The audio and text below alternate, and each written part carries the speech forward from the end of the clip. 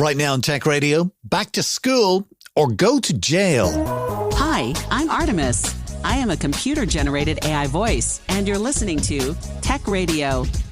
Every week online and on air with RT Radio, we bring you the latest in tech from Ireland and across the world. You're welcome to episode 1017, looking back on the 7 biggest stories of the week, including the EU elections, Russia, and our own Commission Naman. We also have stories on crypto mining, cloud computing, and space-based broadband. And in our interview this week, we chat with Gearóid Ó Súilleabháin at MTU about a future where students could lose marks in exams for not using AI. From techcentral.ie, this is Tech Radio with Dusty Rhodes and Niall Kitson. I'm Dusty. Joining me as always is our editor-in-chief, Niall Kitson. Niall, we are not that far away from the EU elections, and already we're talking about Russian disinformation. What's going on? Oh, well, I mean, we really should be talking about Russian disinformation at pretty much any time of the year. If there's a news story, then we should be looking for involvement from state actors that, shall we say, do not have our best interests at heart. In about, just shy of 6 weeks now, we've got the European elections coming up. It's actually a massive year for elections. I mean, we've got Europe. I think we got the local elections as well. As we're talking, there's the local elections going on in the UK. They've got a general election later in the year. India has an election. And of course, there's the presidential election in the States. So and don't forget the free and fair elections that we've already had in Russia. Oh, but of course. Free, fair, transparent, all that good stuff. Go on. So let's look at 2 things that are happening at the moment. One is happening domestically and one is happening internationally. So domestically, we have Commission Naman have issued a very succinct document with their election, what they're calling their guidelines in respect of coverage of elections. Now, unfortunately, this only relates to broadcast media. So when you're looking at sort of print and social and that kind of thing, it doesn't really it doesn't really cover that. What it's looking at is how to run a political, coverage of a political campaign or coverage of an election, etc., in a fair and impartial manner. So it's looking at things that we're already familiar with. For example, the allocation of airtime, who you have on in terms of experts. If you're running something based on a poll, be sure to make sure you mention the source of the poll and potentially who participated in it. It's all about transparency, and that's all good stuff. Personally, I am a little bit disappointed that it doesn't reach out to print and social media. On the social media stuff, they pretty much put it on the broadcasters and say, well, look, it's up to you guys to decide whether something's trustworthy and whether you want to sort of put it on air. I think this relates back to, years and years and years ago. Do you remember the presidential election debate where it was Michael D. Yes. And there was a comment raised about one of the other candidates that involved... The other candidate, what was it? Sean? Was that his name? Yeah, it was Sean. Oh my goodness, I gotta look this I can't remember, and I've met him 2 or 3 times actually, and he was on the Irish version of Dragon's Den, and he was very popular, balding guy, young, and he was actually leading the race ahead of Michael D until the night on television when Pat Kenny was holding a debate, and it was Michael D, but far and ahead was Sean. I've forgotten his name. And then what happened? It was Sean Gallagher. That's it. Yeah. What happened anyway that changed everything? Yeah. There were an allegation was made about Sean Gallagher and the use of brown envelopes And there's no point in going any further down the rabbit hole. But I remember it being, a fairly reasonable, if unremarkable, debate. I think Michael D kind of hung back and just let all this happen around him. This element of brown envelope was where did the accusation of brown envelopes being passed come from? Apparently, it was a plant by one of the other parties who had somebody up on stage. I'm not going to get too far deep into it, but it did result in legal action where Mr. Gallagher got a fairly substantial settlement from RTE. And it was an example of not checking your sources. And this is something that journalists since time immemorial have had issues of checking your sources. It really shouldn't require an extra document.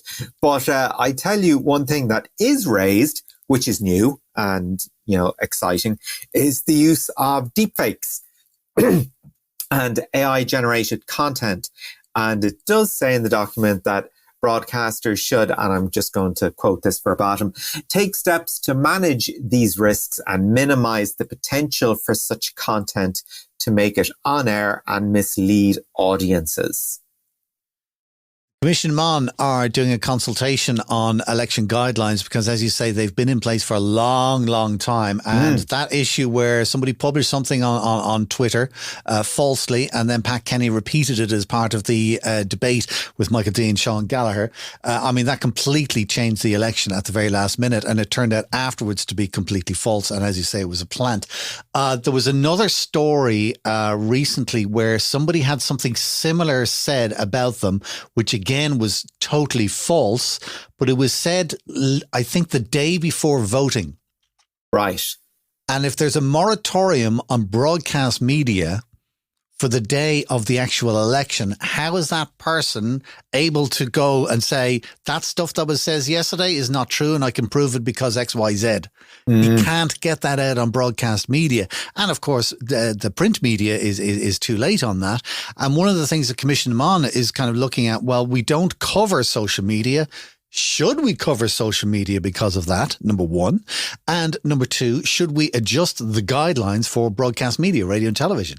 So it's kind of interesting the way things are going on. And, the funny thing is we started off talking about Russian disinformation and now we're just been talking about Irish disinformation for the last 15 minutes.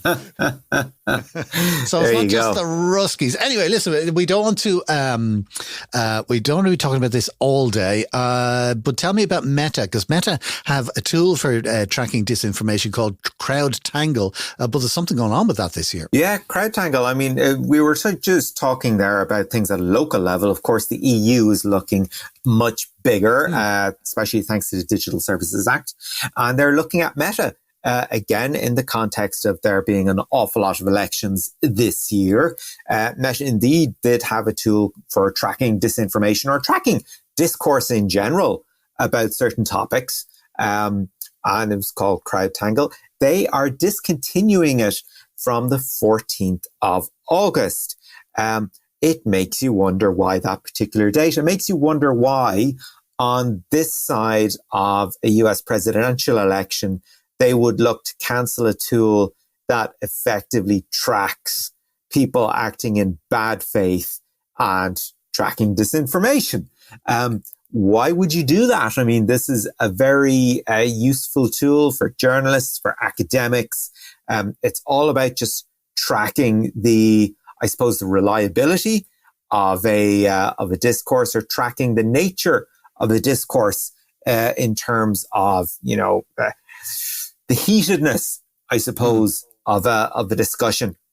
So Europe are looking at the DSA, they're looking at Meta, and they're basically going, why would you look to, not be very good at moderation, for one, and two, close down a tool that actually helps you on things we're not happy with you about?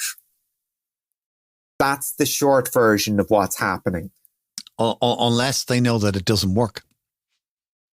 Well, that is something. What if it's a flawed tool? What if they've discovered something about it?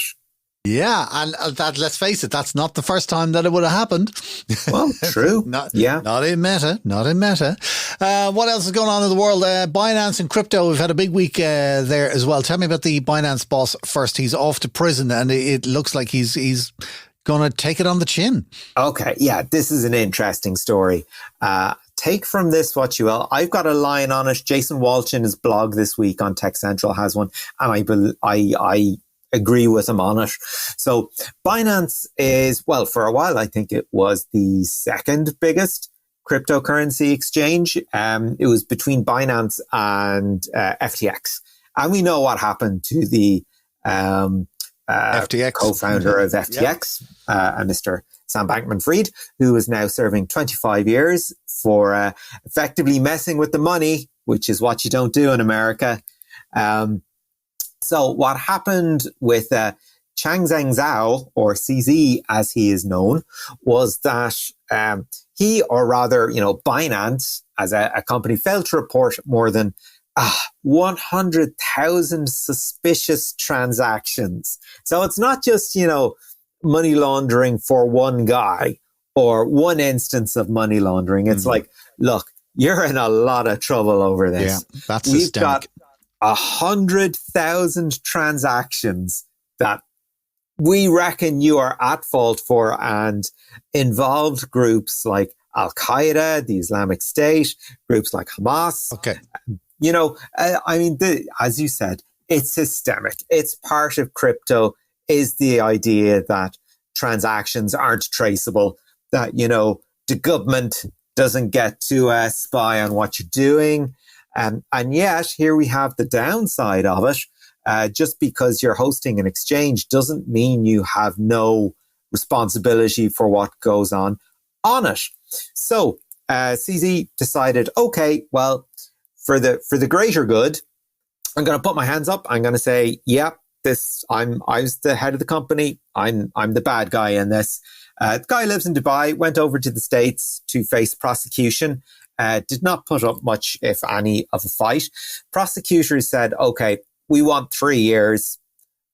His defense team said, no, suspended sentence. He's not going to reoffend. He's learned his lesson. And we're happy enough to pay a substantial fine. Of course, he still has to pay a substantial fine. I think it's something in the region of 50 million. Like it's a lot of money he's got to hand over. But they're kind of meeting in the middle. So he's got 3 years for money laundering offences. Nothing really seems to have happened to Binance as an exchange. I mean, it's still up and running. There's no problems there. To be honest, I think he has become something of a martyr for the crypto cause, in that, straight away, look, I'm not going to fight this. Crypto's had a bad enough rap in recent years. I'm just going to take this on the chin personally. And you know what? Crypto can be respectable, but this was a personal failing. So put it all on my shoulders. Don't blame crypto. I think there's an element of martyrdom here. I think there's an element of, do you know what? It's not to do with digital assets. Digital assets are just fine. We've got them trading on the New York Stock Exchange now as part of, EFTs. This is a messenger. Feel free to shoot him. That's what I mean by he's kind of taking it on the chin. And he said he'll do his time in prison. And he said the good thing is that the whole cryptocurrency space is being more regulated. And I suppose with more regulation will come more trust in the long run. So that's his point. Whether he means it or not is another thing. But you said that Jason Walsh, who is our resident tech journalist and cranky man, has an opinion on this, which you agree with. What is that?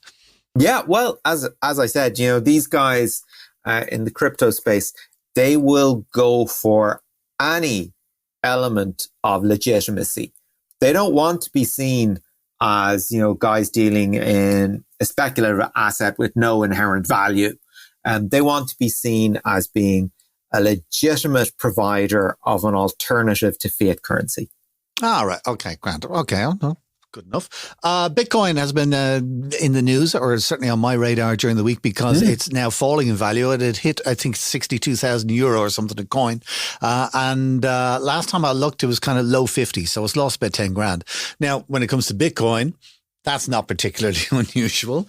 So, and I don't think I'll be particularly worried about it because what's happened after we had the halving in the last, during April. Yeah. And what had happened with the previous halvings, I believe, is that immediately afterwards, the value of Bitcoin went down after all the excitement. But in the 12 months after that, it went up significantly in the long term. So if you're involved in Bitcoin, hopefully that's what will happen to you. A great story about Bitcoin this week about a company in the United States. They're a coal mining company, okay? And they have a lot of electricity on site and they don't necessarily use all of it. So they have been using their spare electricity to mine Bitcoin. And over the first 3 months of the year, they've had a server farm, whatever, working away at it. They've managed to mine 61 coins in the first 3 months of this year. It's in their financial results. And each one of those coins is valued at roughly $24,000, $25,000 a piece. So that's 15 million or something. I can't remember what the heck. But anyway, they said overall, since they started using the electricity that they have spare at the end of the day to mine Bitcoin, they have made over $30 million at a cost of $7 million to them. This is why we need better energy storage. Well, actually, do you know what? That is very true. And I've been talking to people about, kind of sustainable energy and wind farms and stuff like that. And there is a thing with the electricity grid in Ireland where storage of energy is a problem. They can only store it for so long. So I suppose it's something. Another thing that I found out about, because I was looking into this kind of thing, I was going, how much does it cost? Because I kind of went 61 coins at $24,000 each. My God. I looked into it a little bit. If you want to create a Bitcoin, okay, apparently you need some fairly heavy computers, okay? And they say that it takes, everybody talks about Bitcoin and the amount of electricity that it uses, okay? I believe that it takes somewhere in the region, all right, don't quote me on the numbers, but in the region of 100,000 kilowatt hours to mine a single Bitcoin. Is that this week or pre-halving? Pre-halving, yes. Okay. So that means then that after the halving, it'll take 200,000 kilowatt hours to mine a single Bitcoin. You're absolutely right. And that's where all the costs go up. I was working that out, okay? On my rate at the moment, which I think is fairly average for Ireland, it's 35 cents per kilowatt hour, okay? For electricity in Ireland, on roughly, okay? If I'm using 100,000 kilowatt hours multiplied by 35 cents, that is 35,000 euro. It'll cost me to make a coin. Wow. Just in electricity costs, okay? Whereas in China, guess what the electricity is over there, kilowatt per hour? It's under 10 cents. Oh, wow. Why wouldn't you? Other than, not wanting to break the planet. There you go. This is what you hear all the time about. But then the Chinese have outlawed a lot of the Bitcoin mining for various reasons, and they're moving out and they're looking for other places with cheap electricity. Anyway, I just thought it was fascinating that it takes 100,000 kilowatt hours to mine a Bitcoin, and at the current rate that we're playing in Ireland, that will be 35,000 euro in electricity costs. Just to give you some indication of I don't know what actually. Well, I mean, if you are looking to mine Bitcoin in Ireland, in the big scheme of things, you're going to lose more money than you'll make. Well, yes, no. If it's costing you 35,000 electricity and another, 5,000, 10,000 per coin in hardware costs. Okay. And a coin is worth over 50 grand. You're still winning, but you're not winning as much as you would be if you were living in a low cost energy country. Not nearly. Anyway, interesting. Other news going on this week. We have results season, stocks and shares and da. Is this a tech show or a money show? AWS, Amazon Web Services have done well. Well, Amazon in general has done very, very well. AWS traditionally has done very well out of storage and software as a service. However, we're now looking at AI being a massive revenue driver as well. But AWS in general brought in $25 billion in the last quarter alone. They've had a pretty good run of it. Oddly enough, Amazon's retail business taking a little bit of a hit, sort of coming in under analyst expectations. But you know what's doing pretty well is their food business, their grocery business, which we don't have over here. But they do their contactless shops where you just walk in and out. They're getting some level of popularity. But yeah, grocery deliveries from Amazon, I just can't get my head around that. I don't know why you wouldn't trust that to Amazon. I was chatting to a guy who lives in Newcastle, and he said that he lives practically next door to an Amazon fulfillment service center. He says, and it operates 24 hours a day, 7 days a week. He said he was over with his father-in-law near that center. He had to order, he was doing a job on the guy's computer or whatever, and he needed a thing. So he went on Amazon and got a 1 hour delivery. Okay. And while he was ordering the hard drive that he needed to fix the computer, he saw they also did wine. Okay. So he had a hard drive and a bottle of wine delivered to his house within an hour. Wow. Now that sounds like something that could go very wrong. It could go horribly wrong, but it did make me smile. Another story in the news today, which absolutely just kind of wowed me a little bit, was broadband in space. Yeah, well, I mean, we do have broadband in space. We've got Starlink. So what have you got that's so new? We've got Starlink, and you kind of think like there is that one thing with satellites that are orbiting the Earth, and Starlink is doing kind of broadband. That's amazing, right? But this will blow your mind because we have a spacecraft which was launched in October. It's now 6, 7, 8 months later. Okay, it's on its way to rendezvous with an asteroid called I think it's Psyche 16 or 16 Psyche, something like that. Anyways, at this stage, it's roughly 200 million kilometers away from Earth. To give you some kind of indication of that, journey-wise, that's the same distance as between here and the sun and halfway back. Right. It's a long way away. But they have got a broadband connection between the spacecraft and planet Earth using a laser. Ooh, okay. And this beam of light is transferring data 100 times faster than was ever possible before with a heck more data. Okay. At the moment, with the spacecraft 200 million kilometers away, they are getting 25 megabits per second. Now, I always get lost in megabytes and megabits and and I looked this up. Okay. 25 megabits per second is good enough for a Netflix video. Well, it's a bit better than that, but yeah. Well, I suppose in 4K maybe, and assuming you've got a fairly stable connection. In all fairness, no, that's for a standard definition video. It wouldn't be good enough for 4K or even HD, but it's good enough for a standard definition video. But just the fact that you could show a video from 200 million kilometers away using a laser, it's like boom, mind blown. Yeah. That spacecraft is expected to rendezvous with March in 2020, or not March, with Mars in 2026, and it'll go on to the asteroid 16 Psyche. And I'm going from memory now because I didn't make a note of it, but apparently they are going to find minerals on that asteroid which could destroy the entire gold market here on Earth. Oh, here we go. This is the start of it. You remember Niall Smith we had on years ago? He was talking about mining rights in Spain, in space. This is the start of it. It's a crazy world. Things are just bananas at the moment. But anyway, instead of looking forward in time, as we wrap up our 7 biggest stories of the week, let's go back in time because we're saying a happy birthday to a very important piece of technology. Yeah, we're saying happy 60th.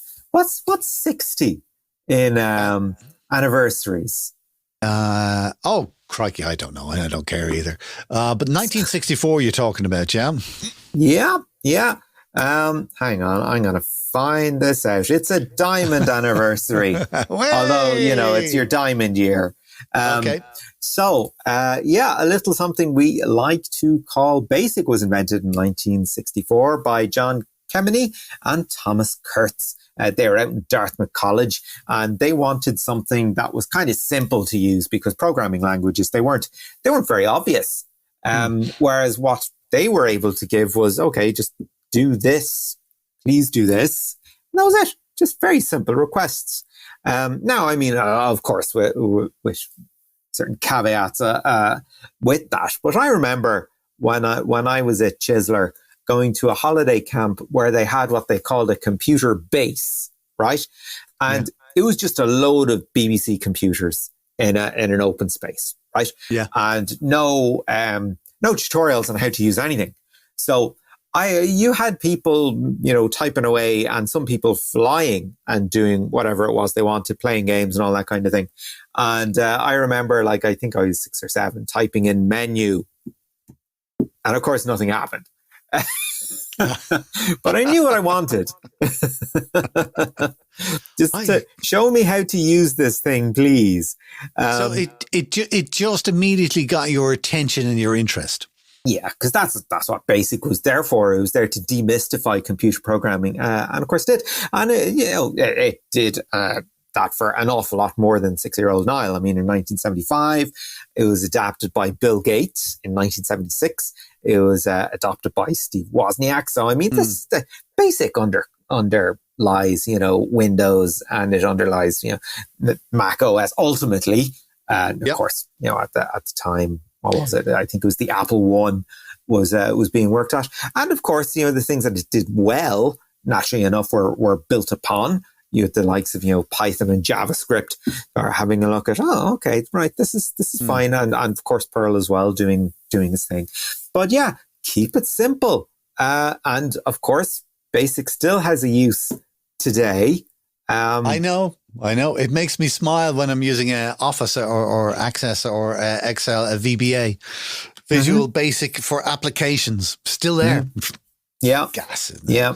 Do you know what? There is an awful lot to be said for very old technology and not, this is completely counterintuitive, but not patching very old technology. Because if you have something that is years old, or, maybe support has ended for it or whatever, you know what? Do you think these things are actively being attacked? Do you think there are people writing viruses in BASIC still? No, definitely not. But I mean, anybody who's any good at code, if they see that it's BASIC, they'll get it straight away because it's just so simple. Yeah, I mean, you're bringing it all back to me now when you said the BBC computer, because I remember that in school. And from what I remember, it was something. It was really simple coding. It was kind of like you'd have to number all the lines. Yeah. I remember that. And there was a reason for that. So let me see if I can think of it. But you would say you wouldn't go 1, 2, 3, 4, 5. You kind of go 10, 20, 30, 40, 50. So like you'd have line 10, print, what is your name? So that would go onto the screen, what is your name?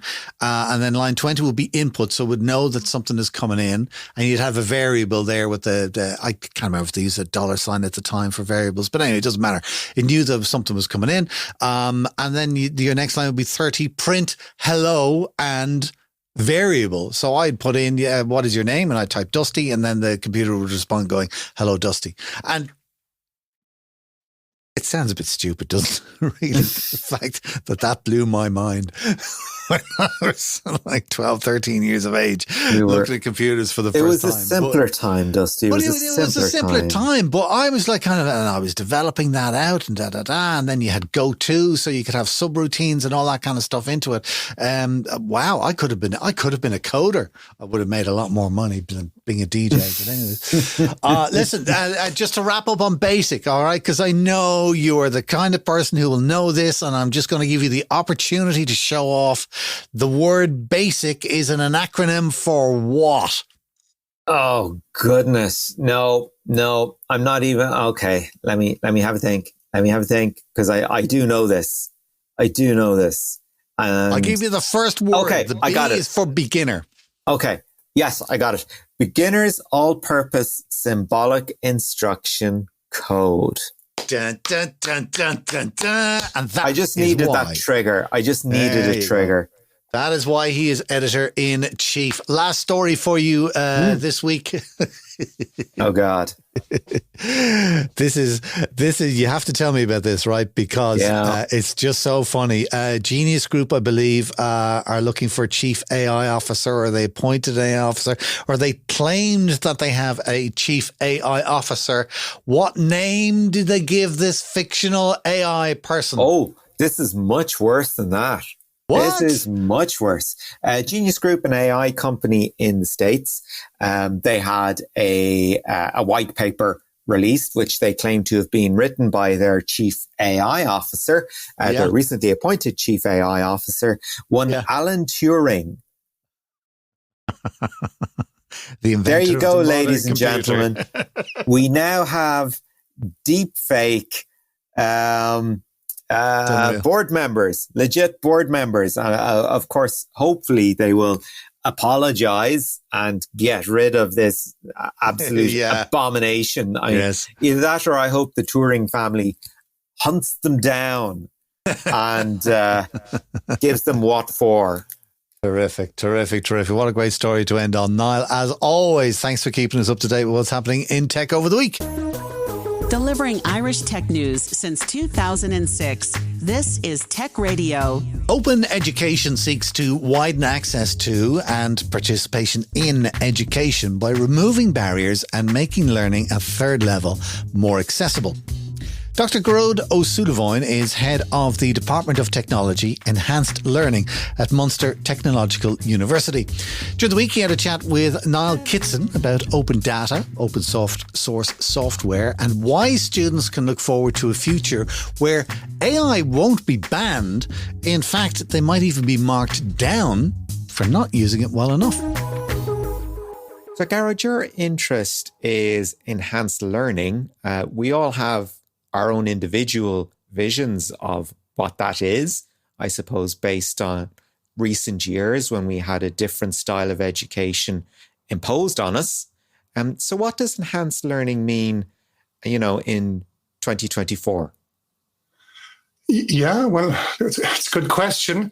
It can depend on who you ask, I suppose. Look, there's a lot of terms that get used at that crossover of learning and technology. People will have heard of e-learning, digital learning, educational technology. But I suppose for us, we adopted that term enhanced learning or technology enhanced learning to suggest that we as researchers and learning technologists, we're about enhancing, as in supporting or amplifying the learning that is the natural accompaniment, if you like, to just being human and being in the world and having experiences. So it includes learning approaches that are at a distance. We saw a lot of that going on during the COVID pandemic, but also use of technology as a complement in some way to traditional in-person teaching, learning, and assessment. Yeah, and we're seeing a lot of, whether it's a content management system or chatbots, just becoming part of the traditional now inverted commas, digital learning options. Are we seeing things like, for example, chatbots being integrated into virtual learning environments, say like Moodle, that schools have been used to using for quite a while? Well, look, I suppose a way into to an answer to that question is to say technology enhanced learning is perhaps also a kind of an intermediary between schools and higher education and certain wider external drivers and developments, including the the commercial edtech world, where they're always pushing new solutions and claiming to solve problems. So I suppose, but by that interpretation, technology enhanced learning is a kind of an applied field that interprets and maybe sometimes repurposes some of the tools and technologies of the digital age for teaching and learning purposes. But I think there's perhaps a filtering role there as well to evaluate things, and particularly now with things like chatbots and generative AI, to be aware of some of the ethical and other issues that might arise in mainstreaming them. So we don't want to rush too quickly ahead. But for sure, there have been a lot of developments which have either obvious learning applications or have been framed at least as educational solutions, if you like.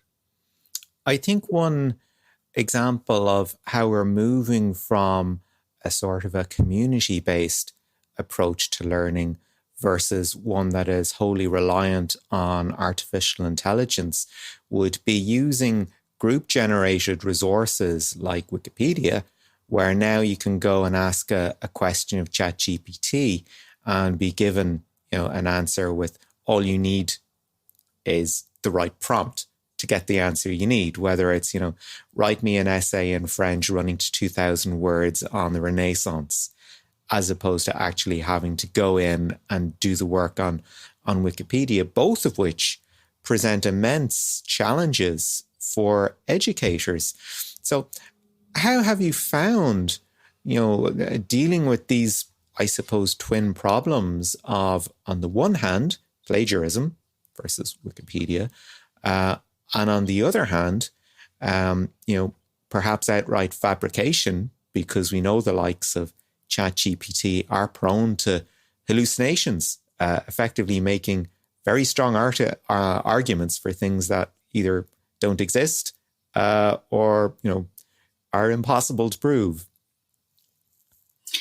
Yeah, it's a very big issue at the moment. The term often used is academic integrity, or the heading under which these discussions usually take place. I mean, there have been challenges, I suppose, posed by digital and online technologies for many years now. Digital diploma mills and cheating sites, and as you say, Wikipedia. I mean, it's a problem because, like, the reason we're assessing students in the first place, I suppose, is to facilitate their learning and give them an opportunity to evidence their learning and critically reflect on the learning process.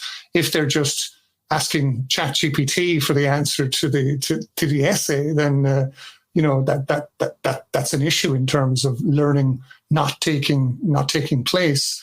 But sometimes it's to say it's the fault of generative AI can be a misdiagnosis, if you like. Sometimes we need to think about maybe better ways of designing our assessments. So some of the guidelines we would be providing in MTU would involve things like providing assessment tasks that are not AI friendly, or structuring the assessments to include steps that kind of frustrates the use of some kind of AI agent, maybe incorporating some kind of discussion or presentation, right down to maybe the students incorporating the generative AI in the work that they do.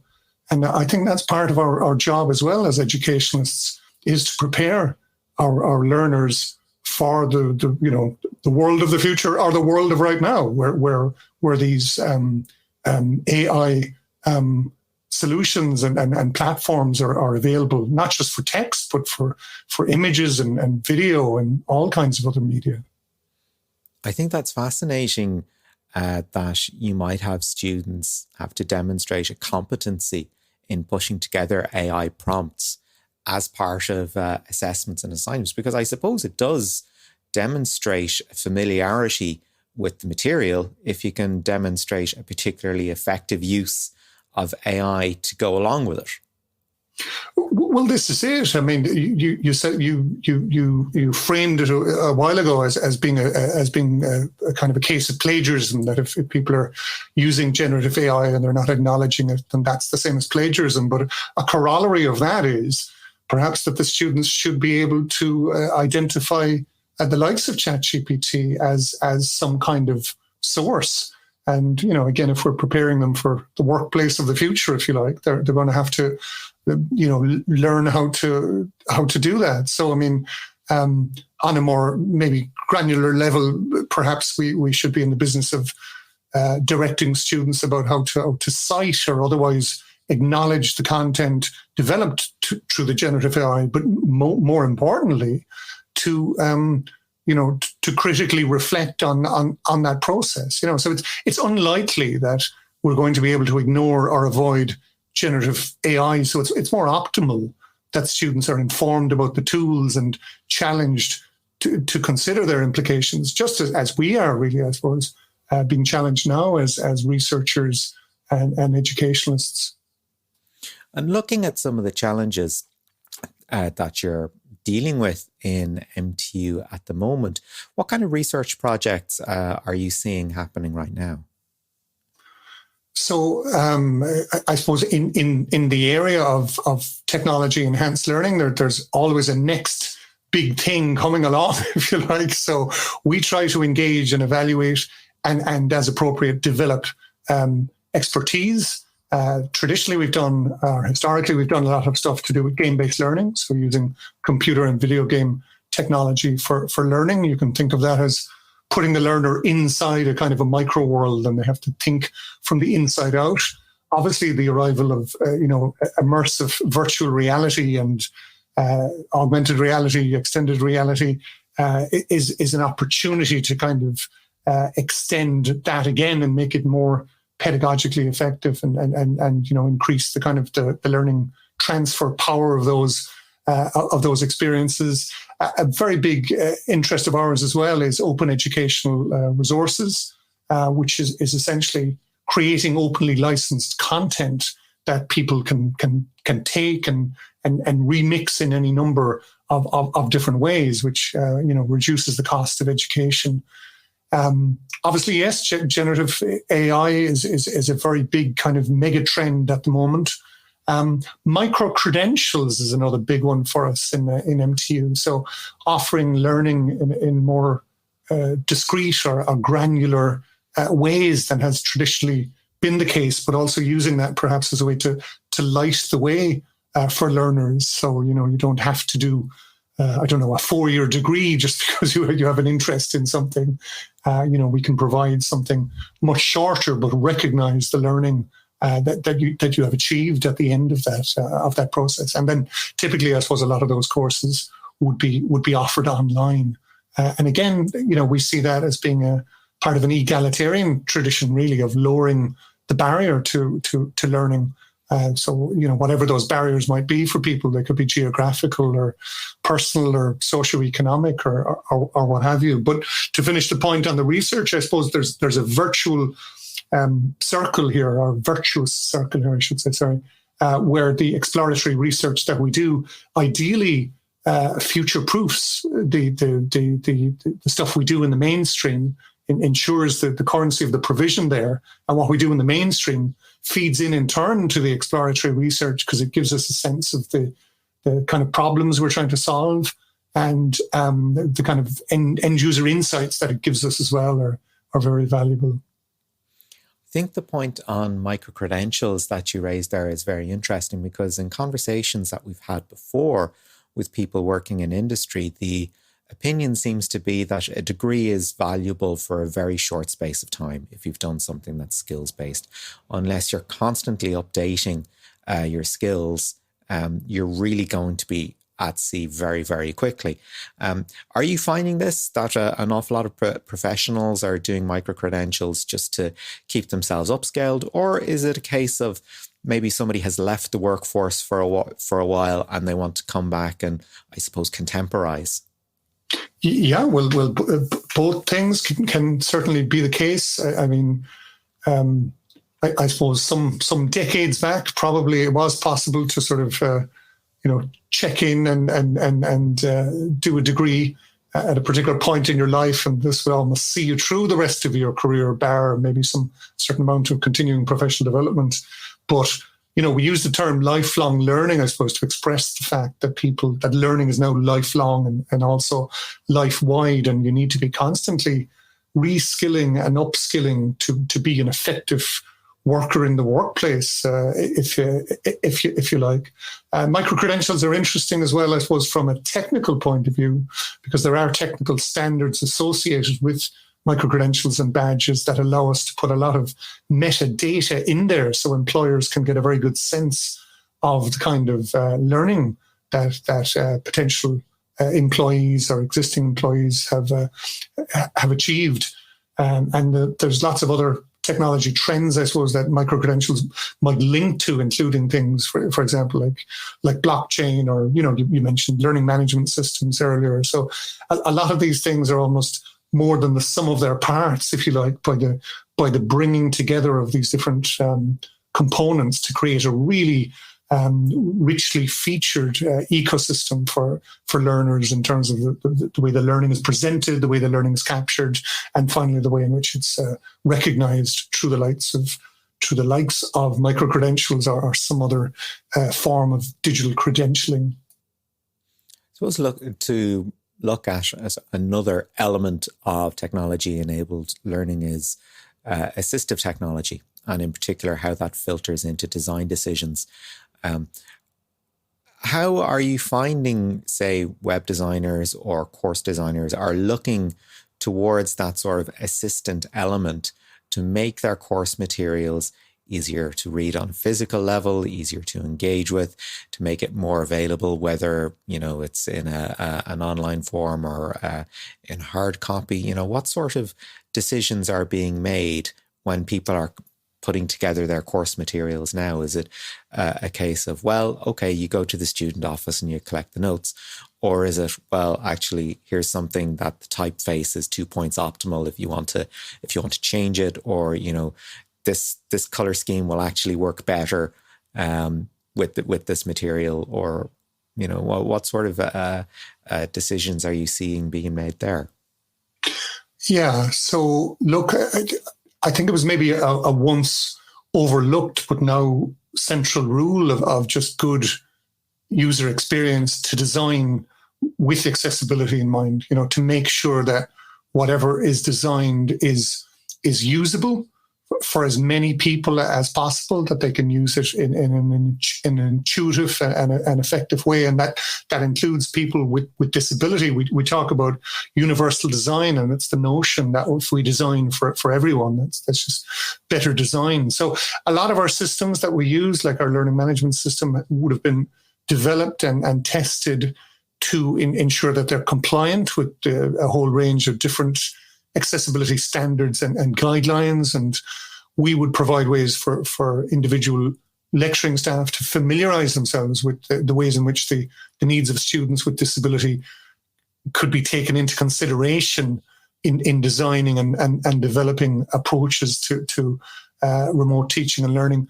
Sometimes it's just very basic, instinctive stuff, staying consistent, doing less with more, using simple language. In terms of more specific stuff, maybe, as you've touched on there, using accessible fonts, using colors with sufficient contrast, having alternative text for images, maybe captions for videos and animations. So I would think that's becoming more and more part of the repertoire, if you like, of our lecturing staff. And again, I think COVID, if you like, probably accelerated that process. People began to be a lot more focused on, how accessible and usable the courses they were creating were. Just finally, in looking at the role of virtual and extended reality that you touched upon there earlier, are we actually going to get to that sort of fully blended classroom where people will be dialing in remotely and engaging through virtual reality, or maybe even using virtual reality in the lecture theatre to engage with, say, specific examples of a product or a procedure. Do you see this as being a natural endpoint, or do you think that, VR is still a nice to have?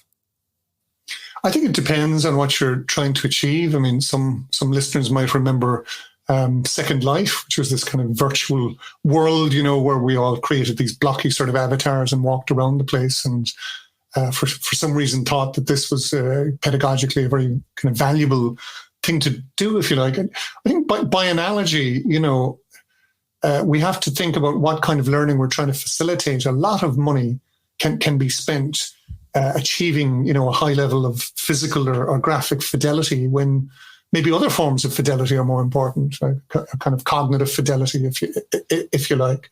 So for certain contexts, maybe trying to teach certain kinds of psychomotor skills, maybe it's very important that things will look and feel exactly as they are in the real world. But for others, perhaps we don't need that level of fidelity where we can create a sort of digital twin of ourselves and go to a virtual campus. To what end? So again, it just comes down to good instructional design and a bit of common sense as well, I suppose. What is the learning we're trying to facilitate? What is the kind of experience that we're trying to give people? And what are the conditions that are going to give rise to some kind of positive learning transfer from whatever environment we're spending all this money trying to create for people? And that was Dr. Gearóid Ó Súilleabháin, the head of the Department of Technology Enhanced Learning at Munster Technological University, chatting with Niall Kitson. This is Tech Radio with Dusty Rhodes and Niall Kitson.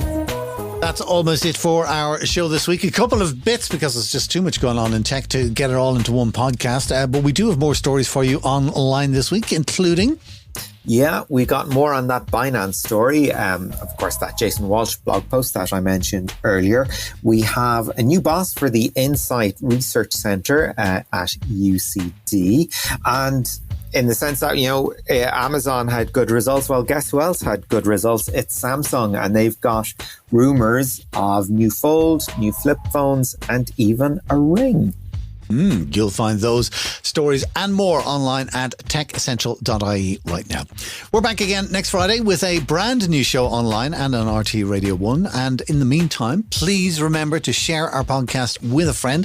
Just tell them to look up Tech Radio Ireland on Apple, Spotify, or now on YouTube as well. Until next time, from myself, Dusty Rhodes, and from Niall Kitson, have a fantastic bank holiday weekend. Take care. Remember, you can get the latest Irish tech news with hourly updates, daily newsletters, and more at our website, techcentral.ie. Share the knowledge and invite a friend to listen. Search Apple, Spotify, or YouTube for Tech Radio Ireland, or listen with RTE Radio 1 Extra. Tech Radio is produced by dustpod.io for techcentral.ie. From me, Artemis, live long and prosper.